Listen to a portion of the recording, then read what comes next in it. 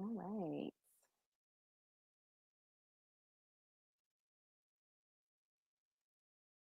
Peace, everybody.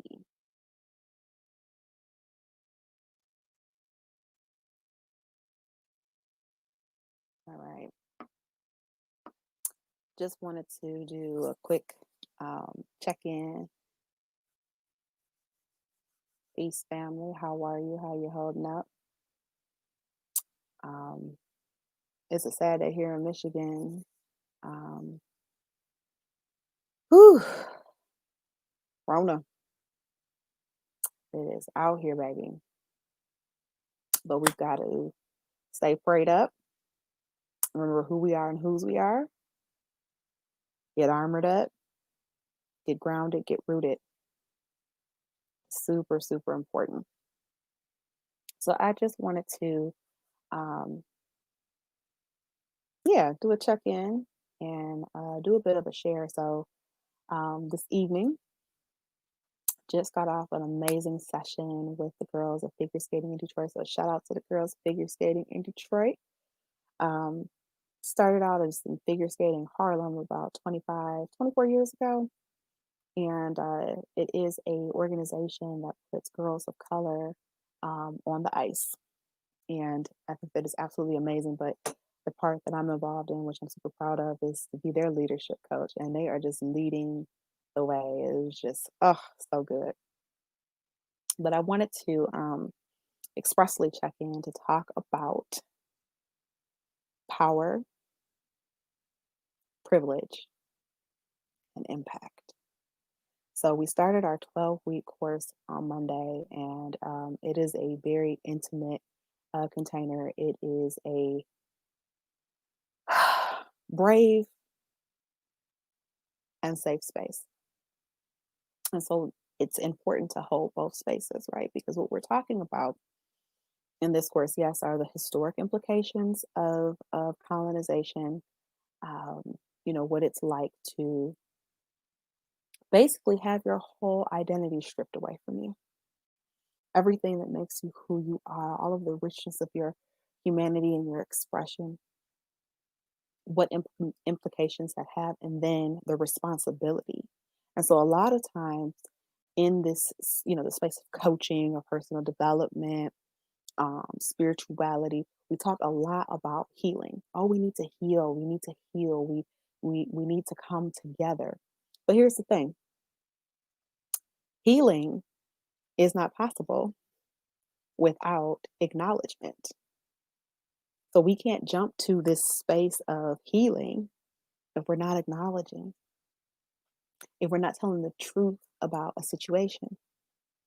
And so what happens, especially when we talk about race in this country, it gets folks all uncomfortable, right?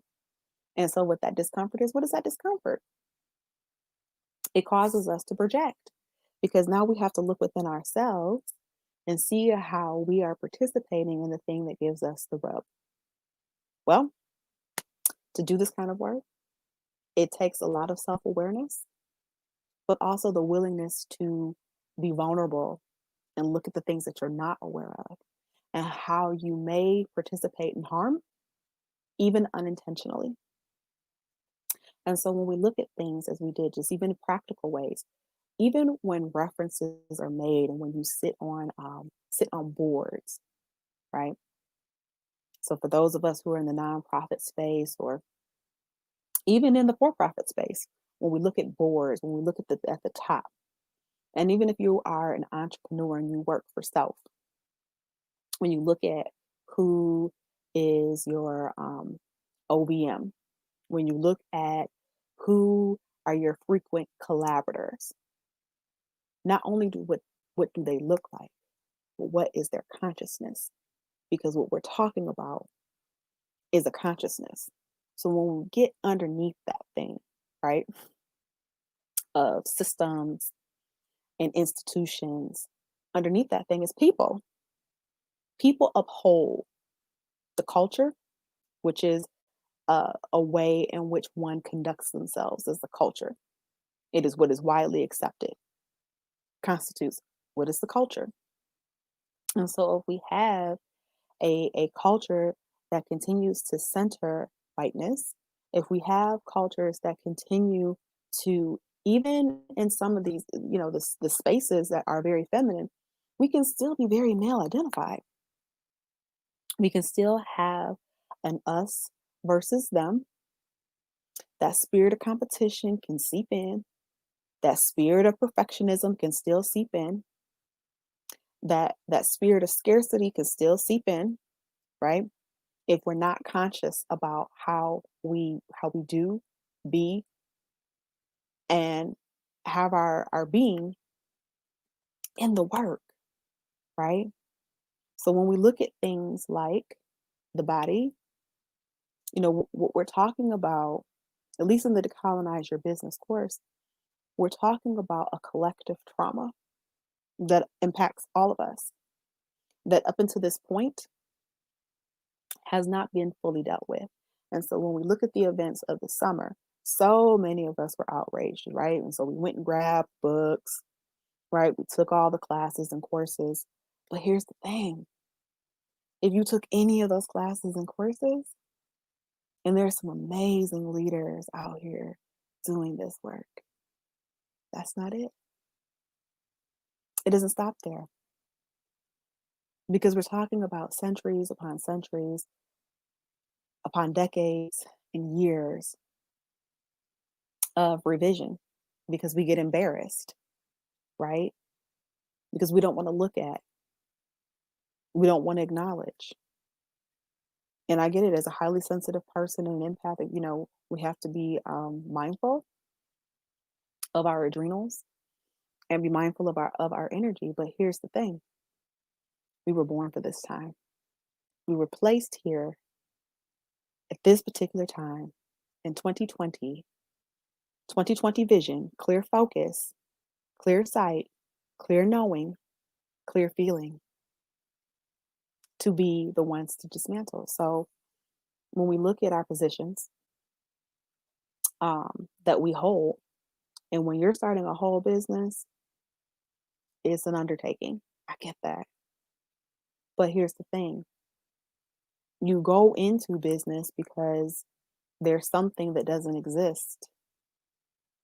There's something there. There's a gap in the marketplace. There's a missing link somewhere. There's an impetus inside you that says, okay, I want to start a business. And so many women start businesses because there's an absence of a thing. There's not enough of a thing. So it's not enough, if you're a mindset coach, we need to deconstruct the mind and how we think.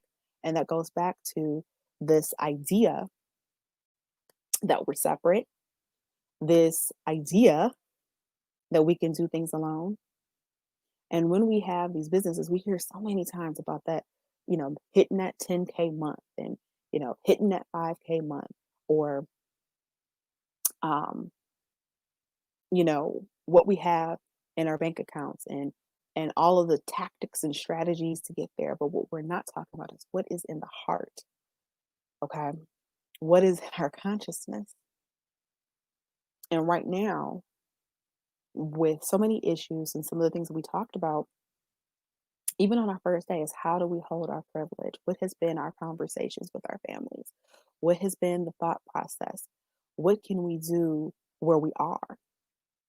Okay, so we talked about some of the historical implications, even going back to antiquity. Yes, we went back to Ferdinand and Isabel of Spain, and the ideology that then kind of became, well, not kind of, it did, it became a cancerous ideology that one race was superior than another and took away the humanity of all others. And when we take away the humanity of all others, we make them invisible. We commodify them.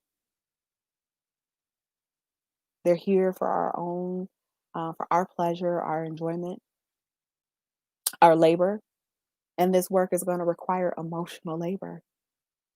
And it's going to require not just addressing an industry, but it's going to address a family pathos, right? Because these ideologies don't just come out of anywhere. It comes when we're steeped in a culture. And so we're going to shift that culture. Like I said, we want to jump to the healing part, but we never get to the part of the reckoning. And the reckoning is utter chaos. It is uncomfortable, it is messy, and it feels like it has no rhyme or reason. But in order for us to get to the light and love, we got to jump into the shadow and curiosity. We have to get into the system and how we participate in the system and how we uphold it. We have to look at not just what our intentions are, because the road to hell, they say, was what, paved with good intentions. We got to get to the impact. Now, I don't believe that people just wake up first thing in the morning and say, okay, I want to cause harm. Or I want to be um, a disruptor. I want to cause harm. I want to be a racist. I don't believe that. But if we're not addressing, because everything is up for review right now, we are seeing unprecedented cases coming up, like things are coming up to the light of sexual assault or sexual impropriety, financial improprieties. It's like left and right. We're seeing just all of these things that seem to have been hidden are now being exposed. And I mean, what goes up must come down. We're talking about universal laws here, people. You can't have behavior like this that's going to continuously go unchecked. So, what side of history do you want to be on? And that starts with now.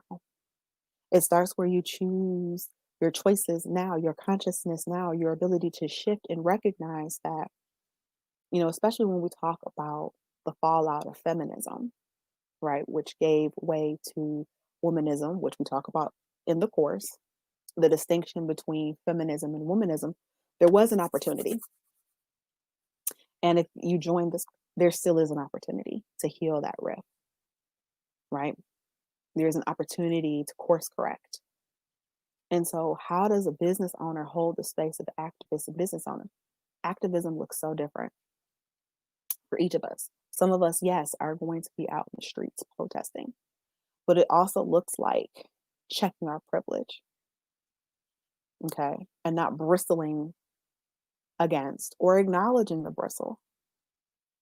It starts with, how can I be compassionate? And I love this definition of compassion. Compassion is the acknowledgement of the suffering of another and the willingness to do something about it. I love that definition of compassion. And I learned that from the Care and Compassion Institute. And so, who gets our compassion? Many times, we'll read a story. And so, when we say things like all lives matter, that nullifies compassion. That's a trigger response. That's a I don't want to see response. So let me say this thing so I don't have to sit in, there might be some validity to the notion that Black lives matter when someone says that. The notion that Indigenous lives matter, trans, LGBTQIA lives matter. The planet that we're on matters. So if we're not approaching this work with a spiritual lens, right, from a mystical standpoint, and I don't mean just a woo-woo mystical standpoint, I'm talking about from a consciousness standpoint, an awareness of dropping into your heart. And this is why the empath is so important in this role. Trading places with another person and feeling what they feel. And understanding what it feels like to be invisible and to not be seen, to have your credibility constantly questioned. You do all the things right according to the laws of God and man, and still, in the words of Sojourner, ain't I a woman? My womanhood is called into question. My ability is constantly called into question. I have to be careful and mindful that I don't code switch. That even in my personhood, that there is a punishment for when even one's wearing their own natural hair or practicing their religion. And where does that come from? Because if you can control a person's religion, their language, their education, you lock them away from themselves. And so, as we know, this is a great book for you all. Hey, how you doing? Um, Miseducation of the Negro. There was an adage that if you wanted to hide something and they didn't use the word Negro, put it in a book. Why? Because educating slaves, or I should say this better, enslaved Africans because they were not slaves prior to coming to the Americas. We have a whole history and dynasty of educators and craftsmen and tools people and mathematicians and scientists and healers and musicians. These kingdoms in Africa, unless you do the due diligence of research, have disappeared from our history books. And so this is why it's so important to understand who's in front of you. What is their lineage? We start with the land acknowledgement. Whose land are we on? Because we know we can't necessarily go backward, but it is what we do as we go forward. And so these amazing coaches that we're bringing in to talk about the energetics and how racism shows up in the body and how to be compassionate with our copy and how to culturally appreciate without appropriating. Because these different gifts and modalities are here for us to share, it's so imperative that we cite sources, that we acknowledge our teachers, but also with our time, talent, and treasure, what are we doing? How are we responsibly using our platforms? And where is the learning opportunity for us? So I know this is not the sexiest topic, but here's the thing. If we truly want to survive and move forward, we have to acknowledge this part of ourselves. We have to acknowledge the harm that we may have caused, intentionally or unintentionally. And so when we look at how power is distributed and how wealth is distributed, yes, it is predicated on economics, but when we talk about from a generational standpoint, so slavery ends in 1865, okay, and it moves into sharecropping. But even in those eras, we talked about, and we're diving into Tulsa and Rosewood, and even Detroit and Harlem. These meccas um, for African Americans, and we're not even going to get started on the displacement of our indigenous brothers and sisters, stripping away their ability to have access to language, stripping away their land, stripping away their food supply. You want to really kneecap a people, take away their food wastelands, water, Flint, education, school to prison pipeline, gerrymandering. It's so insidious and subversive the way the thing moves. So what can one group do? So what can, possibly a container of, 9 white and white passing women do in 12 weeks? A lot. Deconstruct the self, check their blind spots. Think about when we bring in the revenues for our business, where does it go back to? Which communities is it going back to? Checking people in conversation. Can you give me a referral? Matter of fact, I can. So one of my clients actually did just that. A magazine or a publication had reached out to her, and she said, "You know what? I got just the person for you." And so instead of her taking the opportunity, she's an expert in her field. She passed it on to someone else, or working with a an urban farm, for example. So, again, these are not huge, but they're impactful because it starts with a proper intention to share wealth, because there is more than enough. We don't live in a limited or scarce universe. We live in abundance, but it's like who gets what and who's at the decision making table. And one of the things that we can do is even look at the curriculum. What is in the curriculum? What is in the K-12 curriculum that is revisionist because we're embarrassed?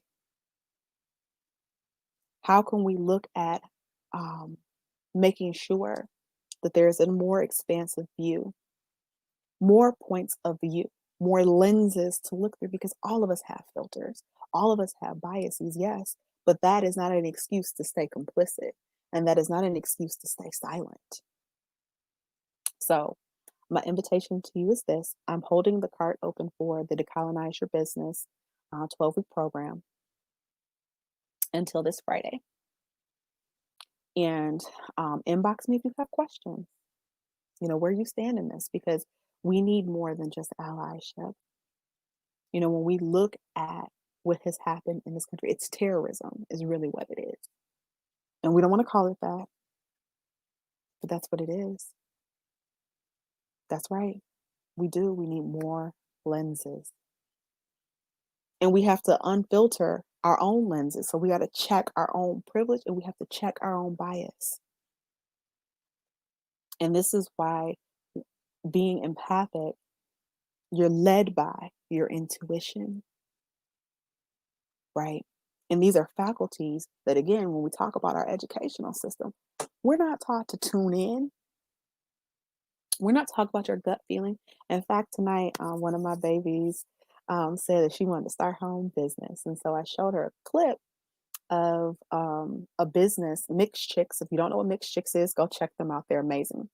So 2 women, biracial women, started a hair care line. And out the gate, not even a minute into the interview, she says, I followed my intuition. Something in my gut said that right there. There's something on the inside of us that speaks to us from that deep knowing in our souls of what is fundamentally right and what is fundamentally wrong. And I'm not talking about religion. I'm talking about fundamentally we know when a transgression has occurred. But do we turn a blind eye to it, or do we take it on and acknowledge it? And acknowledge it even within the self. So yes, we are in a collective trauma right now, but there is recovery. And so if we are talking about healing, we got to first get to the reckoning, the recognition, okay? And parse through that. And as uncomfortable as it is, this is where we have to start before we can get to the other part. We can't bypass. So my invitation is this: join us, where we're going to look at our businesses and look at the social ills that we want to champion, where we want to use our voices to elevate. And how can we use our position right where we are to become champions, to become conveners, to use the gifts of insight and intuition and deep feeling? How can we create a space that works for all if all of us are not participating? Now, I know that's ambitious. I'm not saying that the whole world is going to, because that was never how it was, even in the infancy of the civil rights movement. In fact, there was pushback even from the black. No, don't do this because you're upsetting the apple cart. Some of us, as my brother Yusuf says, we just want a better position on the plantation. Some of us don't want to get off. But here's the thing: God loves justice. God is a God of love, of compassion, of equity and inclusion. And so we have to go back to this thing. We have to be of spirit, of water, and of truth. This is the container in which we have to be in. Does this mean that your family members and friends are going to be totally in love with your new consciousness and way of being? No, of course not. I can't promise that. But here's the thing: what is of greater value? Preserving a life and going in and in our spaces and our municipalities, reallocating funding, because that's really what it means to defund the police, is just a redistribution of funds. Because can we imagine a world that instead of rushing in with bullets, we seek to understand and actually cultivate a relationship within the community, but we cultivate a relationship within the self? What would it look like to have meditation before a judge makes a decision? What would it look like to have meditation before officers go on their beat or their patrol? How can we influence the system right where we are? Because here's the thing, we talk about this system as if systems are not made up of people. People make up systems, which means people can be touched. And if we're approaching this from this heart space, from our center, from our core, because we are all inextricably connected. So, what can a group of women do?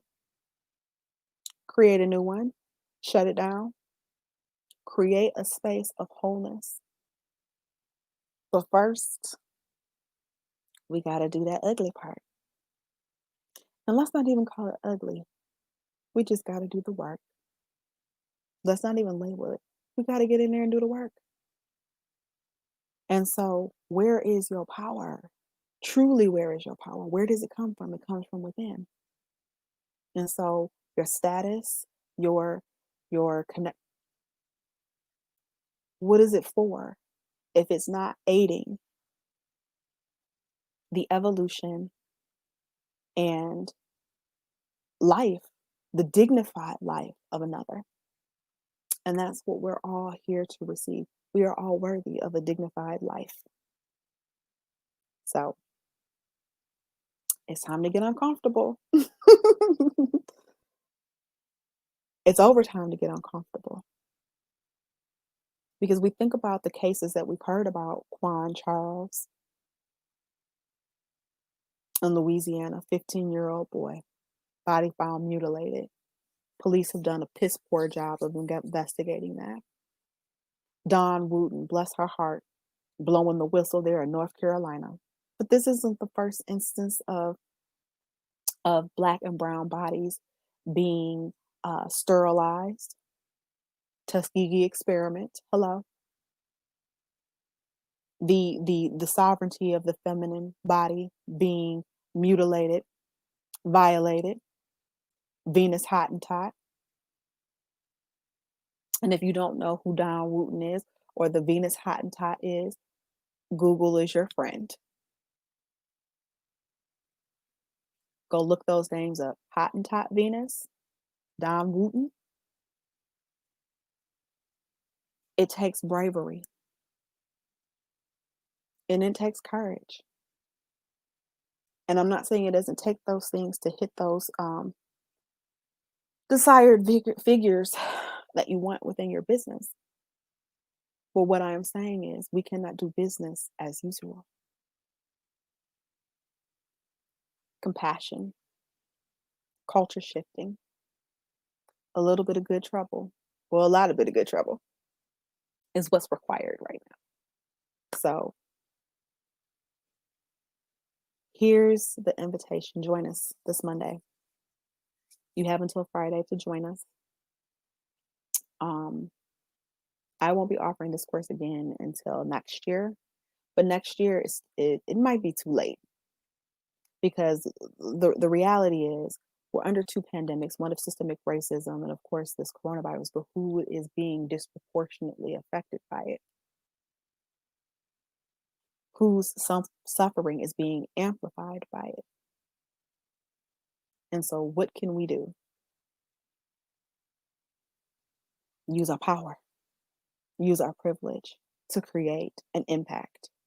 That's what we can do. Because there's no separation between you and me. What impacts one impacts the whole. And if we want a planet to be on, if we want a city to be in, a home, then this is high time. of the reckoning, then we can heal. And then we can reconcile. But we've got to own the disowned parts of the self. And that's it. And that's all. So I hope that I'm going to drop the link here.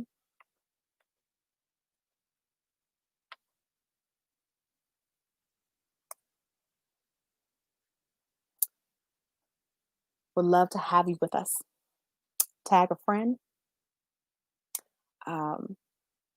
But this is where we are. This coming week, we're going into the shadow.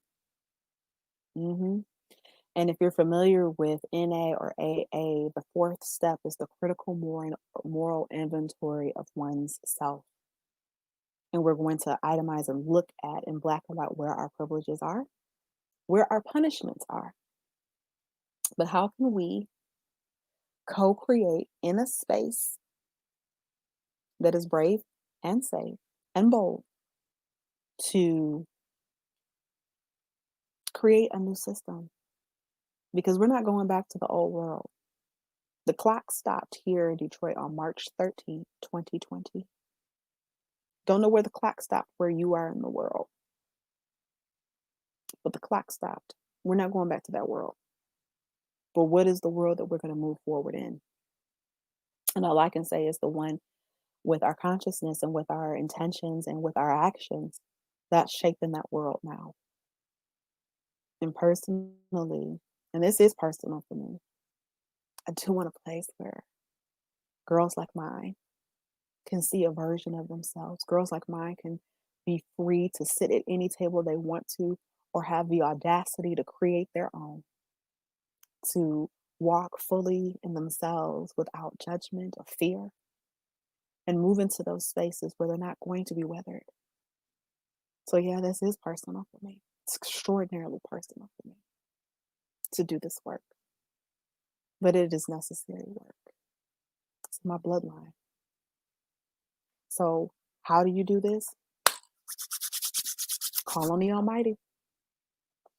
Ask for the support. If you're on the fence, lean into it. Meditate on it tonight. And by Friday, I'd love to um, see you come with us, because we have weekly accountability and check-ins, and not just that, we also will be taking on. We'll be taking on the system, hmm right where we are, and thinking about with our gifts and our talents and the privilege, what can be done different, and what can we do to dismantle. And in the words of Audre Lorde, your silence will not protect you. It won't, because in this case, silence is deadly. So that's my message. Um, I'm leaving the cart open, and I'm hoping that your heart is open and moved to this, because it's so easy to scroll, right? We're on social media all day. It's easy to scroll past the post about police brutality. It's easy to scroll past the post of ICE. It's easy to scroll past what's happening to Indigenous women in this country, and it's easy to scroll past what's happening to those babies in cages. That's still a thing. And so, even though we have a new leadership, particularly in this country, it still doesn't mean anything. Because what can sometimes happen is that the right is silent and blind, and the left can be too self-righteous. The ideology, well, I'm liberal. We'll see, when we start having ideologies about where you are versus where you are and where you can be, leaving space for curiosity and openness that I can learn more, that leaves you open and available. But you can't bottleneck just because you think that you've read, I don't know, a few books and maybe taken a course or two. That's not it. Because we're still steeped in a culture. So to that end, friends, I'm hoping that as you look at 2021 and what your business goals are, please make it a priority to end systemic racism. Make that a priority. I think that's kind of important. And divest yourself from things that are going to cause harm. And silence is one of them. So, with that, my friends, I hope to see you on Monday. And that's all I got. And I hope that you all have a great evening. I personally have chat. I'm tired. It is time for me to lay it down, but have a beautiful evening. I've dropped it here in the comment section and I'll do it again. But tag a friend in this post, reshare it, and make the invitation because this isn't just an investment, a singular investment. This is an opportunity to create an ecosystem of equity, justice, and inclusion. And all of us have a role to play in it. So with that said, have a beautiful evening, friends.